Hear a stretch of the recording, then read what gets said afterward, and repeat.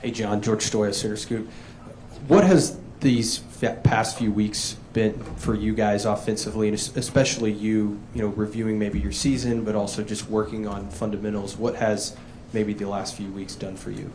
There's been a lot of self-scout, a lot of looking at stuff that we're good at, stuff that we struggle at, and stuff that other teams know, if there's any tips or anything, and just getting better every day. I think Coach Venables puts it in the right light. Like, we're always on a rise. It's week, I don't even know, 16, 17, I don't know.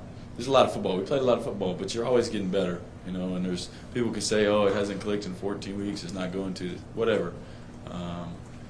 It's one day at a time. You get better, and you get better with the people around you. Okay, we'll stay next to George. Mason.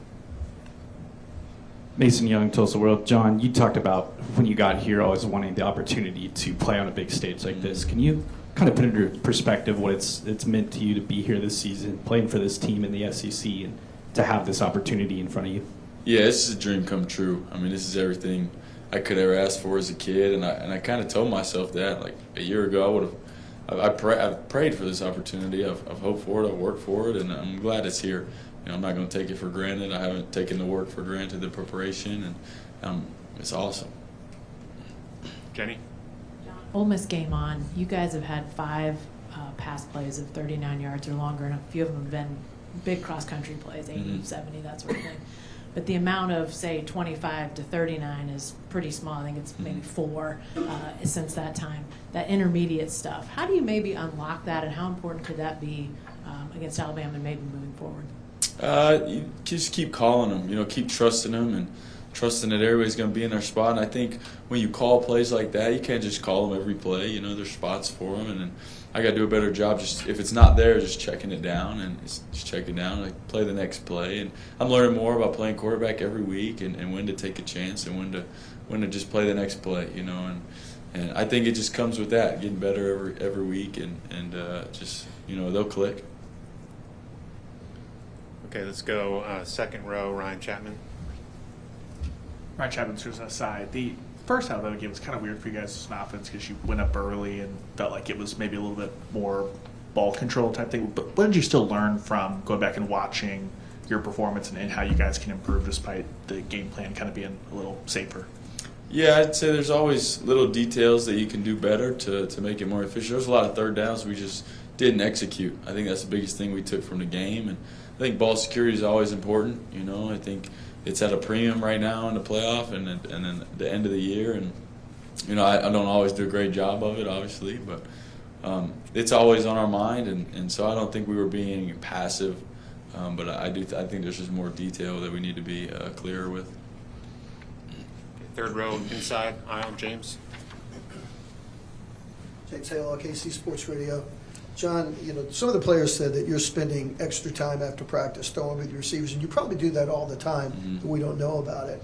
But talk about how much more confidence that gives you, whatever you guys are working on, that it'll work on Friday night. Yeah, I think practice brings confidence, and I believe that my whole life, and just being able to do it, getting back to where I was, and I mean it's still a battle, it happened, and I'm always battling for it, being real detailed in the way I throw, and every time the ball comes on my hand, feeling it the right way, and I think doing it to a point where it's just unconscious. You can throw a route, and it's going to be right on their face mask. You don't even have to think about it. So I think that's a big key, so you believe it when it happens on Saturday or Friday night. We'll stay back there with Cliff. Yeah, Cliff Rudd, Associated Press. I know you like touchdowns, but you got Tate Sandell.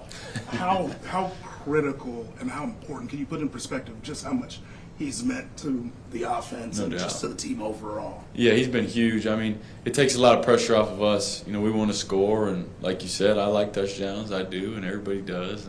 But sometimes it just doesn't work out. They have a good plan on third down, or we don't execute, and I know, like, we run off the field, he's gonna do a good job, and him and the holder and the snapper, and they always do a great job. I'm really proud of him, first of all, for his award. I mean, he put in the work for it. He came here, and all he did was work for it. He's been a great teammate, and I love that kid, and I'm glad he's doing so well. But he's been huge for this team. So left side, first row, Josh. Josh McDaniel, OU Daily. John, from the very first time you met Brent Venables to now, what has really stuck with you? And just as you go this path ahead, playoffs, what really resonates with you? Yeah, I think everybody says his passion and his intensity. I think I'll remember that forever. And he makes me a better person, though. I think the way he leads is I've learned from it since I've been here. He leads through Christ and through being more like Jesus every day. And that's all you can wish for in a man and a leader, because that's what we're all trying to do. And I think another thing that's so important is his detail. Like he's so detailed in the way his defense, like the scheme and how every play matters so much. And I think that's something that some kids might take for granted, and it's just another play. But he doesn't let it happen, and we don't let it happen because it comes from him. Stay there, Bob. Brisbane Sooner Scoop. John, is OU and yourself making the playoff, is that validation that was the right move for you, or was that just an added bonus? It's definitely an added bonus. I think this has been the right place for a long time, and I'm around the right people. Not everything has gone perfect, but all right. Not everything has gone perfect, and it never does. But I know I'm in the right spot because I have the right people around me who still have my back, and that's all that matters. Okay, let's go to second row, Brandon. Brandon Drumbo, you Insider.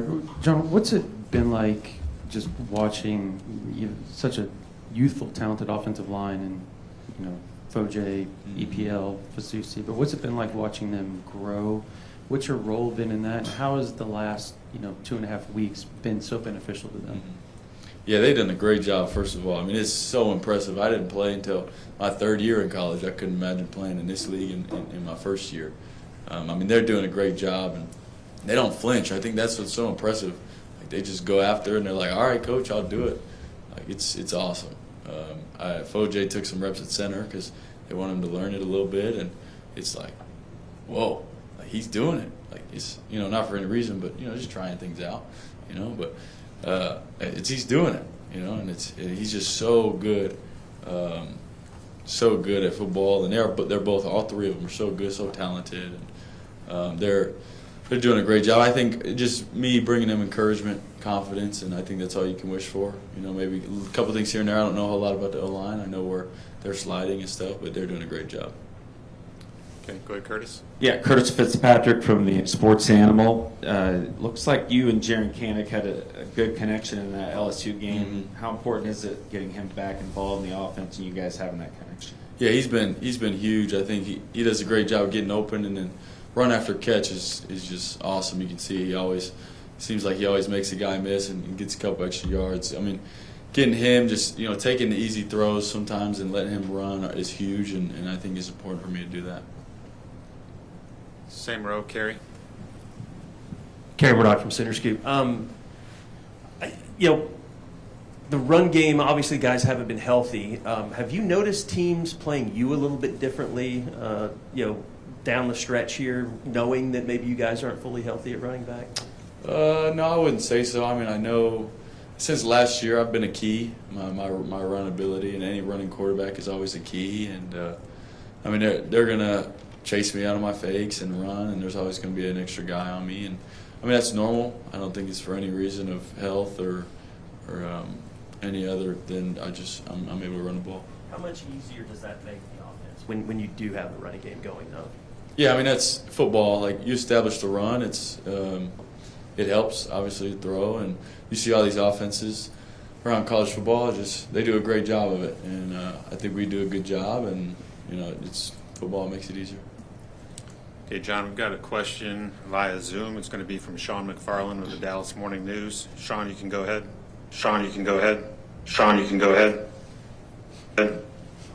Hey, John, just kind of touched on it earlier. Talked about this being the place you wanted to be, playing at a establishment like this. I'm just curious for you after this season, what has it been like, I guess, being the starting quarterback in Oklahoma and the lineage of quarterbacks that have come through here, and whether it's the spotlight or the pressure, what has it been like navigating that for a full season and getting to this point?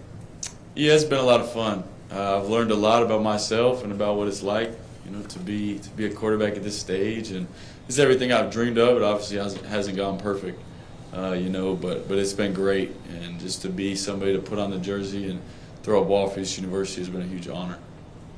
All right. That's all our time. Thank you, John. Thank you.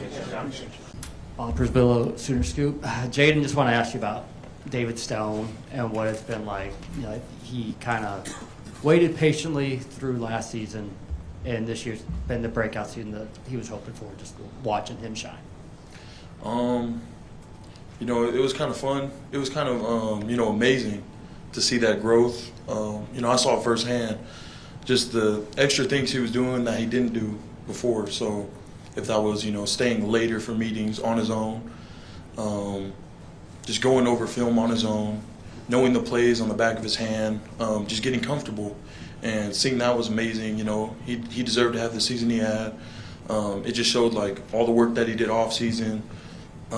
Even when it came to reps as running, he was like the first guy every time. So everything was deserved that he had coming. So it was really amazing to see. Brendan, OU Insider. Jayden, kind of along those lines, just the interior, the defensive tackle spot for you guys as a whole, seems like the depth has just been a really important part of this defense all year. Just for you guys on the interior, what stood out to you about the way you guys played throughout the season, the way you guys grew as a group? I say this a lot, but, we're really tight. Guys coming in like Dom last year, there was no fall off. There was no, we accepted him instantly. So we became, probably the closest group, I would say, but yeah, it's just a bunch of guys wanting to work, they have their why, they're hungry, especially our older guys, so yeah, I love working with them, and yeah. Yeah. Okay, we'll come to the second row, Brandon Drum. Brendan Drum, OU Insider. Jayden, you were kind of banged up a little bit the first time around this year against Alabama. This will be your third time to play them in just a matter of years. What's your expectation for this game? And just does this game kind of give you validation of choosing Oklahoma? No, the game has nothing to do with choosing Oklahoma. I chose Oklahoma because faith, family football was being preached throughout everyone there. So, but I was a couple banged up here and there.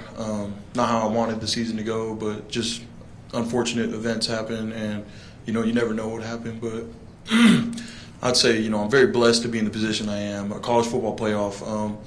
Pretty sure that's every kid's dream. So yeah. Okay, let's go to Kerry. Kerry Murdoch, Sooner Scoop. Jayden, you talked about the closeness of this team. Why do you think that it's spread like it has to so many players on this defense, that you guys get along and that you all kind of hold each other accountable? To be honest, I think it's just our goal. Everyone, I feel like, in my room and especially other people's room, everyone's tight. Just their why, this is a big gateway for a lot of young athletes, to make it out and potentially help their family and things like that. So, especially with having everything on your back and things like that, I'd say it makes us tighter. Just a group of guys that just are hungry, willing to work. And then off season, Smitty can get pretty hard on you, and there's no one out there but your guys. You're running down and back, you're doing 110s, you're doing everything. So there's no one else to lean on. So you're really killing yourself with your boys, if that makes sense. Yeah. Okay, let's go to the right side, first row, Jenny. Hey, Jayden, Jenny Carlson with the Oklahoman. This defense, you guys have a couple transfers, but in large part, this is a group that guys come in as high schoolers, develop under Brent.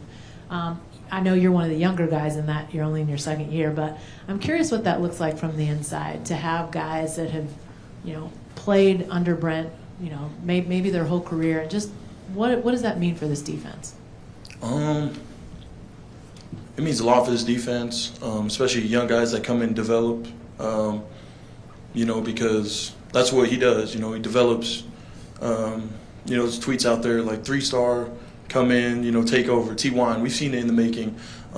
Even transfer guys, even Owen Heineke, potentially a lacrosse player that came in and, he's had an outstanding year, and so the development here is amazing, and it's crazy what he can do, and it's just yeah. Okay, let's go on the aisle. George? Yeah, Jayden, George Joyce here, Scoop. Just wondering, what has Grayson Halton meant to the defensive tackle room? It feels like his veteran presence, he's one of those guys that Jenny's talking about. He stayed all 4 years. What has his leadership and experience meant to that room? That's him and Dom, the older guys in our room are the leaders of our room. They really take it, they take our room to the highest it can be. They just, they lead us to get our mind right, get us physically. If a guy's slacking, there's no fall off. Like, even if it's one of them slacking, like, it's really just the leadership he has and he came with. He's always had it. He's always been the vocal leader, even last year, even years before. So, he's a crucial role in the DT room, and I'm just blessed to say that's my brother. So. Then we'll go to the second row. Let's go to Ryan and then Tom. Ryan Chapman, Suicide Side. Talking to Eli and Owen, as good as you guys played defensively in the first game, they still said you left a lot on the table. When you look at the defensive line, what are some of those things that you guys feel like you can make big improvements in the second game? There's a lot of stuff we need to work on. No one ever is perfect, but probably communication, pad level. It can literally go down the list of false steps, simple things like that we need to work on. And yeah, we've definitely emphasized that. We're definitely working to get better on every aspect that we were lacking. But yeah, so we've been improving and just working on that type of stuff. Tom. Tom Braden, Sinners Illustrated. Jayden, you mentioned you were banged up down the final month of the season. Just how beneficial were these couple weeks off for you from a physicality standpoint, and just how difficult was it kind of managing and navigating that injury down the stretch? It was very beneficial. 3 weeks off. I mean, not really off, but to recover. I think it was beneficial for the whole team. Not only just to recover our body, but also our mind. And mentally just recover. So, and then dealing with the injury, I got to play no matter what. So it don't even really affect me. Just continue to do treatment here and there and do what the team needs. So, first time you played, and you got close at Oklahoma State, obviously. What does this game mean to you as a kid from Oklahoma to play in your home state, host the game? Yeah.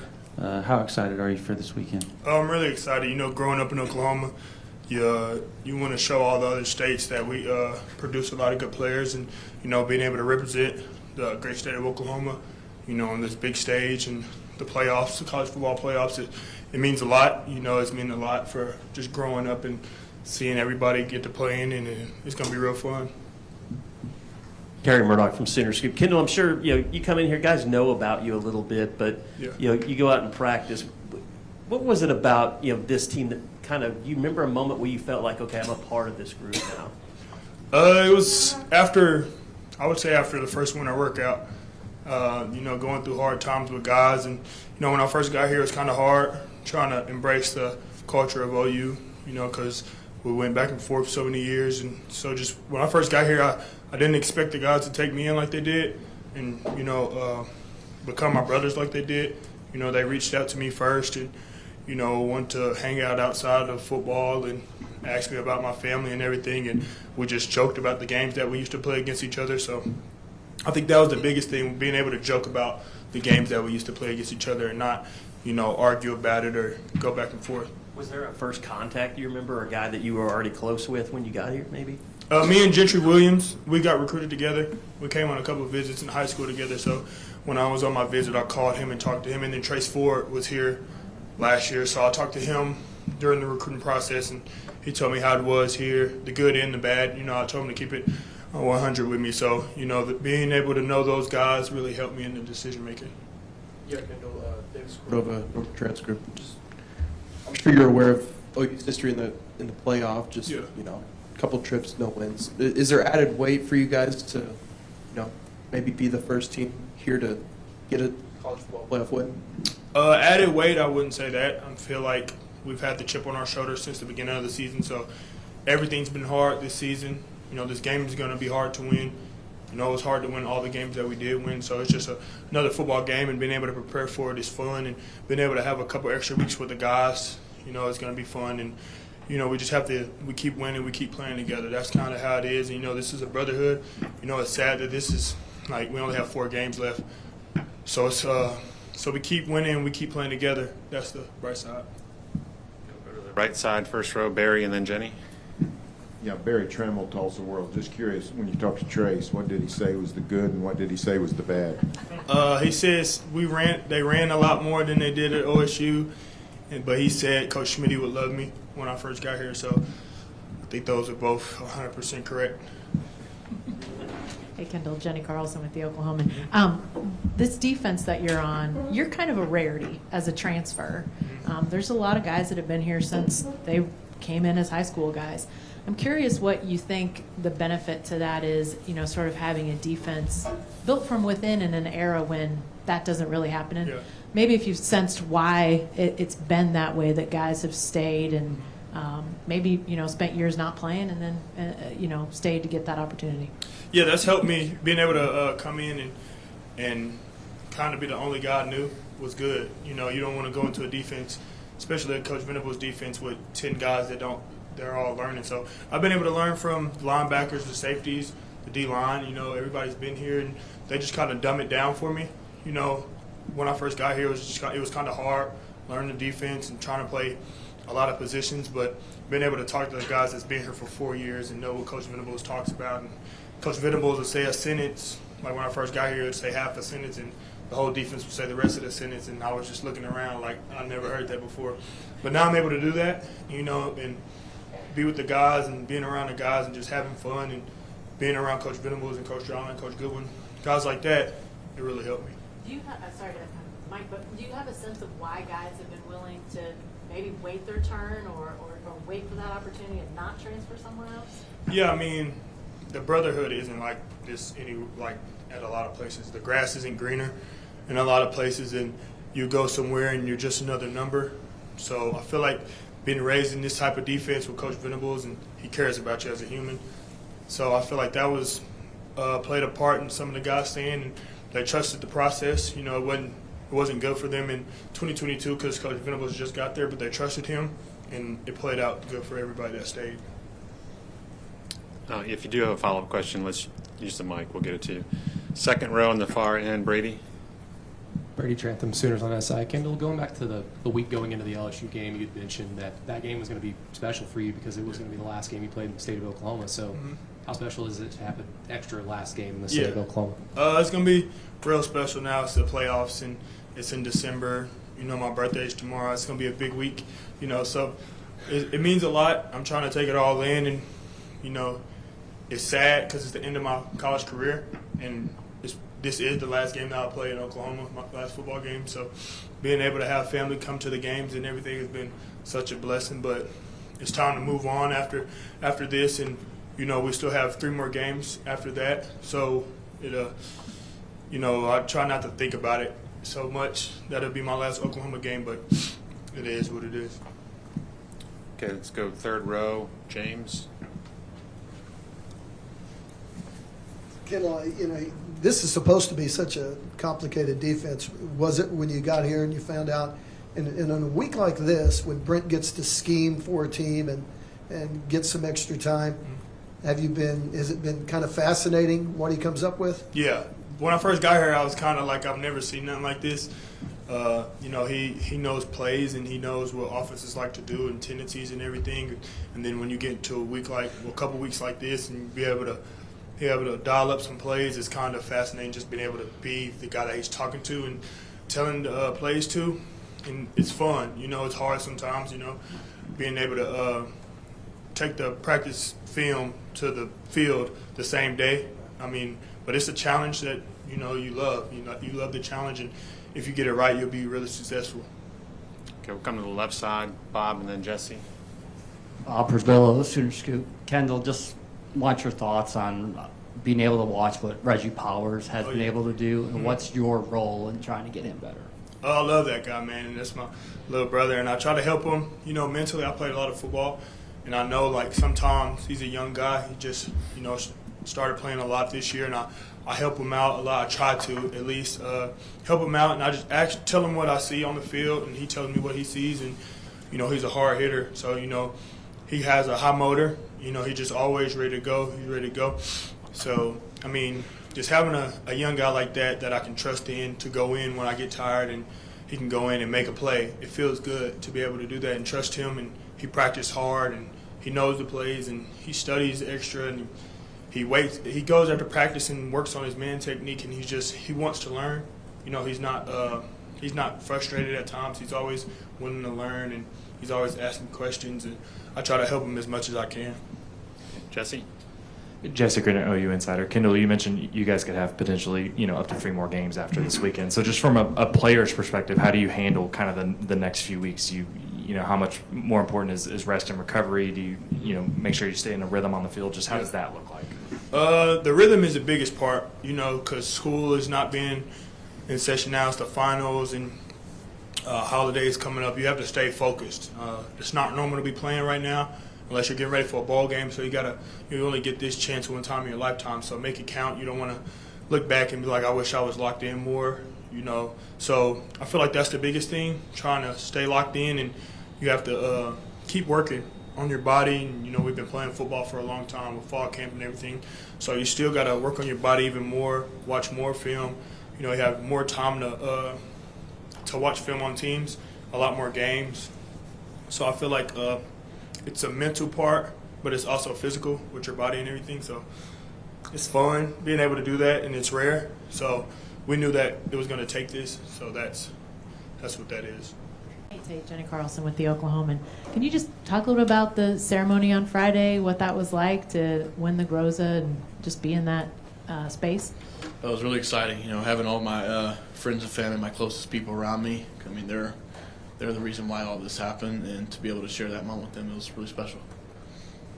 Next to Jenny, we'll go to Barry. Barry Trammell, Tulsa World. What's a kicker's mentality when he's on the sideline? His offense is moving the ball. I know you want him.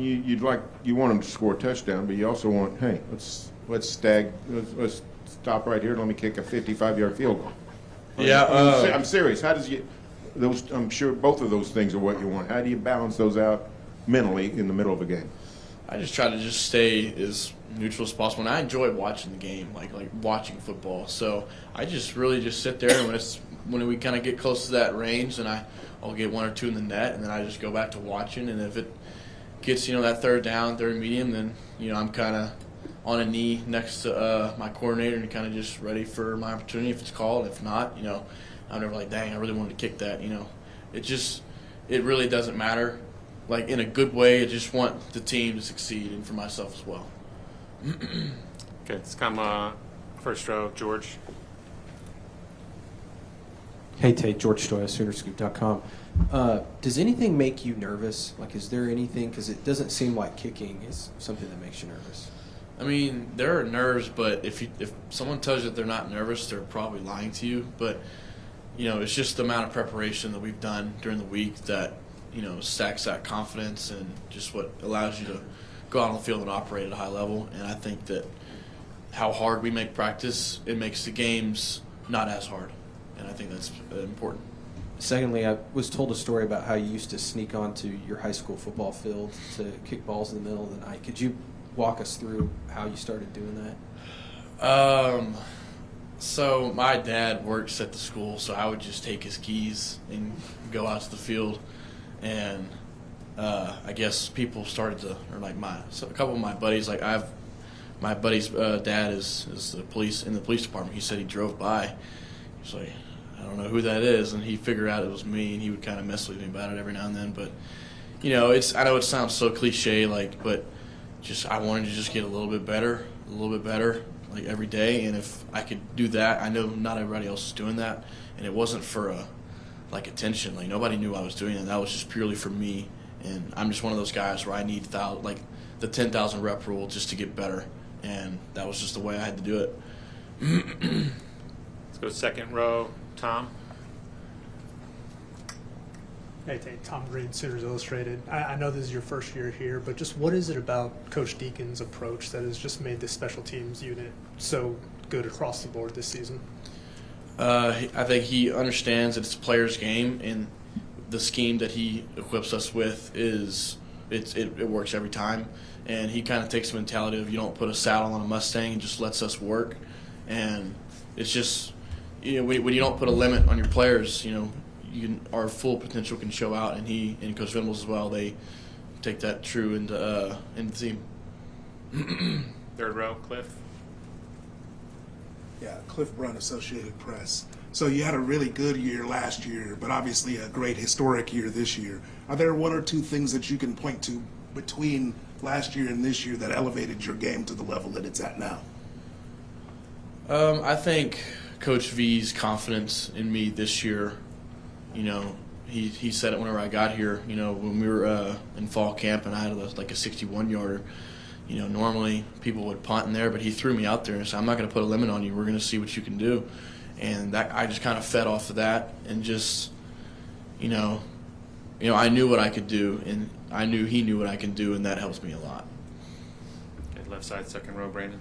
Brandon Drumbo, you insider. Just like you talked about, you've had a really good career, but this year in general, can you kind of 30,000-foot view, I know you still have games to play, but 30,000-foot view, what this has meant to you just this season, the goals, the dreams that you've accomplished at this point? It's truly just a culmination of everything that, where I started, how far I've come. I walked on at UTSA. If you were to tell me I'd be here, in 3 years, I'd laugh at you. I mean, there was a point where me and my dad had that conversation, and man, the money is running out. Like, we're going to have to, think about some things, and, I'm not going to put my family in a financial burden. So I was almost done, and just thinking back to that and to what I was able to do this year, it's there's nothing sweeter. Okay, we'll go back to the right side, second row, Brady. Two questions, Tate. I mean, one, are you tired now answering questions about your pants? I think it's fair to say that, yeah. But it's all good stuff. And secondly, when the team is starting to stall, maybe like in field goal range, does everybody else on the sideline just kind of leave you to your process, or are they like dabbing you up and hyping you up? Like what's the vibe like when it's almost field goal time? I'll have guys come up to me and kind of just look at me and like just give me a little head nod, and then they know what the deal is. I tell them, it's not a thing until you make it a thing.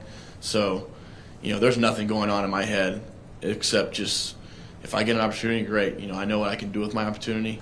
If not, somebody else is going to go make a play. And if we're too far out, I know Grayson's going to make a play and pin him inside the 10. So it's just, how much that we value playing complementary football and just operating at that level. That's where we're at. Let's go back to the third row, Cliff. Yeah, Cliff Brunt, Associated Press. So a lot of times with kickers and punters, they're kind of off to the side a little bit compared to the rest of the team. Mm-hmm. But Coach has talked consistently about how you've been a leader for the team overall. Why is that important to you, and how intentional have you been in terms of being a part of the whole team and carrying on that role? I've always been like, everyone would tell me like in my old school, oh, you're not like a normal kicker or whatever. It's like, well, I'm just a football guy. Like I enjoy this stuff, and I'm not trying to be somebody that I'm not. I just enjoy, getting the guys going because I need them to have my back. And I know they do, but the way that they do it here, it makes it a lot easier for me because I don't have a rope around my neck. I can operate freely with no weight on my shoulders. Okay, let's stay in the third row, James. James Hale, OKC Sports Radio. Curious about your relationship with your holder. I mean, he's the backup punter. He's starting punter at the beginning of the year, and he got hurt. Mm-hmm. But talk about that relationship. They've never changed, and you guys seem to be working really well. But how important is that? It's very important. I can't tell you the amount of reps because whenever I got in the summer, we were working around the clock to get this thing. I think the first thing he said to me is, "This is my first time holding lefty." I was like, "Oh, great! Thank you for telling me that." But he's a great guy and he loves his craft, and he has accepted his role at the highest level he can, which makes my job easier, as well as Ben. We're all three very invested in being the best we can be, and when like-minded people are surrounded by like-minded people, it tends to be a lot easier. There's no friction or stuff like that. We'll have our off days, but we'll be there. We'll be back ready tomorrow, ready to work, and that's kind of mentality. It's making things a lot smoother. Back to the second row, Brian. Ryan Chapman, on the side. You've got another year left. Are you coming back next year? Is that a decision that you guys are going to make after the season? Have you thought about that? Not really. I'm kind of just focused on playing Alabama on Friday, but all those questions will be talked about with all my guys after the season. Any more questions? All right, thank you, Tate. Thanks, Thank you, everybody. Congrats.